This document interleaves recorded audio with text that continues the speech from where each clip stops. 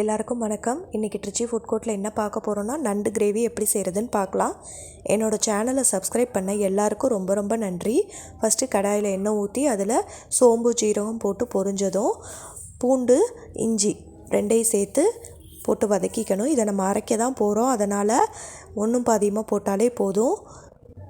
சின்ன வெங்காயம் ஒரு 20 சின்ன வெங்காயம் போட்டிருக்கேன், தக்காளி 2 தக்காளி, பச்சை மிளகாய், கருவேப்பிலை, கொத்தமல்லி இது எல்லாமே நல்லா கொலைய வெந்துடணும். வெந்தோடனே அதை ஆற வச்சு நல்லா அரைச்சி தண்ணி ஊற்றி பேஸ்ட்டாக அரைச்சிக்கணும். மறுபடியும் கடாயில் எண்ணெய் ஊற்றி அதில் சோம்பு போட்டு பொரிஞ்சதும் ஒரு 10 சின்ன வெங்காயம் நல்லா பொடியாக கட் பண்ணி அதையும் சேர்த்துட்டு தட்டி வச்ச இஞ்சி பூண்டு பச்சை மிளகாய் இதெல்லாம் போட்டு நல்லா வதக்கிட்டு உப்பு சேர்த்து வதக்கிக்கணும். அதோட மிச்சம் இருக்கிற தக்காளியை இதில் சேர்த்து மஞ்சத்தூள், மிளகாய்த்தூள், கொத்தமல்லி தூள் இது எல்லாமே சேர்த்து நல்லா பச்சை வாசனை போகிற அளவுக்கு நல்லா வதக்கிக்கணும். இன்றைக்கி நான் கடல் நண்டு தான் வாங்கியிருக்கேன். கடல் நண்டு ரொம்ப டேஸ்ட்டாக இருக்கும். பிள்ளைங்களுக்கு வாரத்தில் ஒரு தடவையாவது இதை செஞ்சு கொடுங்க. நல்ல ஆன்டிபயோட்டிக் இம்யூனிட்டி பவர் கிடைக்கும். சளி பிடிக்காத அடிக்கடி ரொம்ப டேஸ்ட்டாக இருக்கும்.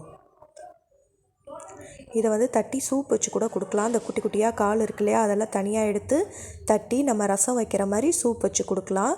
சளிக்கு அவ்வளோ நல்லது. நெஞ்சு சளியெல்லாம் சரியாக போயிடும்.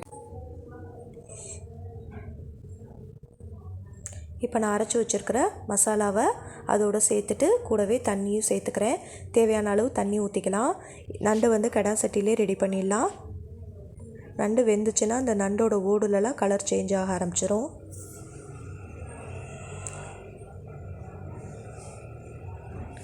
ஒரு மூடி போட்டு நான் வேக வச்சுக்கிறேன்.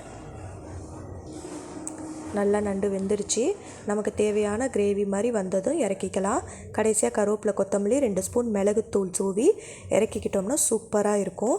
இந்த வீடியோ பிடிச்சிருந்தா லைக் பண்ணுங்கள், மறக்காமல் சேனலை சப்ஸ்கிரைப் பண்ணிக்கோங்க. தேங்க்யூ.